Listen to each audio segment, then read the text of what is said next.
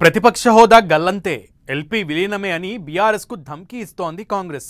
కుంపటి మొదలైంది, రేవంత్ సీట్కే ఎసరొచ్చిందని గులాబీ పార్టీ రివర్స్ అటాక్ చేస్తోంది. ఇలా అధికార అపోజిషన్ పార్టీల స్కెచ్లు, అప్పర్ హ్యాండ్ సాధించే ప్లాన్లు తెలంగాణ పాలిటిక్స్ను వెరీ ఇంట్రెస్టింగ్గా మారుస్తున్నాయి. ఏదో జరగబోతుందంటూ తెలంగాణ గట్టు మీద వార్తలు గత్తెరలేపుతున్నాయి. బీఆర్ఎస్ విలీనమా, హస్తం అస్తవ్యస్తమా, అసలేం జరుగుతోంది?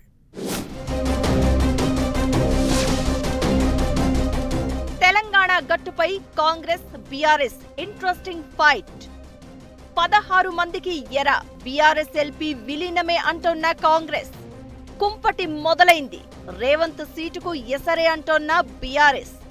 వ్యూహం ప్రతి వ్యూహం, రాజకీయం అంటేనే ఇది. ఎన్నికలు వచ్చినప్పుడు యాక్షన్ రియాక్షన్ కామన్, మామూలప్పుడు విమర్శకు ప్రతి విమర్శ కూడా రెగ్యులరే. కాకపోతే తెలంగాణ పాలిటిక్స్ మాత్రం ప్రతిరోజు క్లైమాక్స్ ను తలపిస్తున్నాయి. రేపో మాపో ఎన్నికలు ఉన్నాయన్నట్లుగా ఎత్తుకు పై ఎత్తులు వేస్తూ పొలిటికల్ హీట్ ను పెంచుతున్నాయి పార్టీలు. బీఆర్ఎస్ కు ప్రతిపక్ష హోదా లేకుండా చేస్తామని కాంగ్రెస్ నేతలు సవాల్ చేస్తున్నారు. గులాబీ నేతలైతే రేవంత్ సీటుకే ఎసరు వచ్చిందని, బీఆర్ఎస్ ఎల్పీ విలీనం అయ్యే పనే కాదని కౌంటర్ ఇస్తున్నారు. దీంతో కాంగ్రెస్ వర్సెస్ బీఆర్ఎస్ అన్నట్లుగా కొనసాగుతోన్న రాజకీయం ఆసక్తికరంగా మారింది. ప్రతిపక్ష బీఆర్ఎస్ ఎమ్మెల్యేలు అధికార పార్టీలోకి జంప్ అయినప్పటి నుంచి లేటెస్ట్ గా కాంగ్రెస్ ఎమ్మెల్యేల రహస్య సమావేశం వరకు పాలిటిక్స్ ఇంట్రెస్టింగ్ గా కొనసాగుతున్నాయి. కారు పార్టీ నుంచి హస్తం పార్టీలో చేరిన 10 మంది ఎమ్మెల్యేల ఫిరాయింపుపై సుప్రీంకోర్టు తీర్పు ఎలా ఉంటుందోనన్న ఉత్కంఠ ఉండనే ఉంది. ఇలాంటి సమయంలో కాంగ్రెస్ బీఆర్ఎస్ పొలిటికల్ ఫైట్ రోజుకో టర్న్ తీసుకుంటోంది. అధికార పార్టీలో జరుగుతున్న పరిణామాలపై ప్రతిపక్ష బీఆర్ఎస్ ఆసక్తికర కామెంట్స్ చేస్తోంది. కాంగ్రెస్ ఎమ్మెల్యేలు రహస్య మీటింగ్ ఏర్పాటు చేసుకున్నప్పటి నుంచి హస్తం పార్టీ వ్యవహారాలను నిశితంగా పరిశీలిస్తోందట కారు పార్టీ.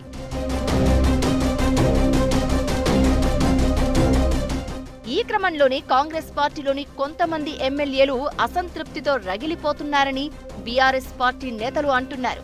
సీఎం రేవంత్ రెడ్డిని గద్దె దించేందుకు ప్లాన్ జరుగుతోందని, ఇందుకోసం 25 మంది కాంగ్రెస్ ఎమ్మెల్యేలు కుంపటి పెట్టారని మాజీ మంత్రి ఎర్రబెల్లి దయాకర్ రావు కీలక వ్యాఖ్యలు చేశారు. ఇది కాంగ్రెస్ సర్కారు కూలిపోయేందుకు ఒక ఇండికేషన్ అంటున్నారు. ఎర్రబెల్లి వ్యాఖ్యలు రాజకీయ వర్గాల్లో హాట్ టాపిక్ అయ్యాయి. కాంగ్రెస్ ఎమ్మెల్యేల రహస్య భేటీకి రేవంత్ను దించేందుకు 25 మంది ఎమ్మెల్యేలు ఒక్కటయ్యారని బీఆర్ఎస్ నేతలు చెప్తున్నదానికి ఎక్కడో లింక్ ఉందన్న టాక్ వినిపిస్తోంది. అధికార కాంగ్రెస్ లో ఏదో జరగబోతోందని చెప్తూ ఉండగా హస్తం పార్టీ మాత్రం రివర్స్ గేర్ వేస్తోంది. బీఆర్ఎస్ నుంచి మరికొంతమంది ఎమ్మెల్యేలను చేర్చుకునేందుకు వ్యూహాలను స్పీడప్ చేసిందట. ఢిల్లీ స్థాయిలో సీరియస్ గా సంప్రదింపులు జరుపుతున్నట్టు టాక్ వినిపిస్తోంది. ఫిరాయింపులపై న్యాయపరమైన చిక్కులు రాకుండా ఏకంగా బీఆర్ఎస్ ఎల్పీనే కాంగ్రెస్ లో విలీనం చేసుకునే ప్లాన్ తో ముందుకెళ్తోందట హస్తం పార్టీ. బీఆర్ఎస్ కు చెందిన 38 మంది ఎమ్మెల్యేల్లో ఇప్పటికే 10 మంది శాసనసభ్యులు అధికార కాంగ్రెస్ లో చేరారు. అయితే ఫిరాయింపులపై బీఆర్ఎస్ సుప్రీంకోర్టును ఆశ్రయించగా కోర్టు సూచనతో అసెంబ్లీ స్పీకర్ జంపింగ్ ఎమ్మెల్యేలకు నోటీసులు జారీ చేశారు. దీంతో ఫిరాయింపుల ఎమ్మెల్యేల విషయంలో సుప్రీంకోర్టు నిర్ణయం ఎలా ఉండబోతుందోనన్న ఆందోళన అధికార కాంగ్రెస్ పార్టీలో కొనసాగుతోంది.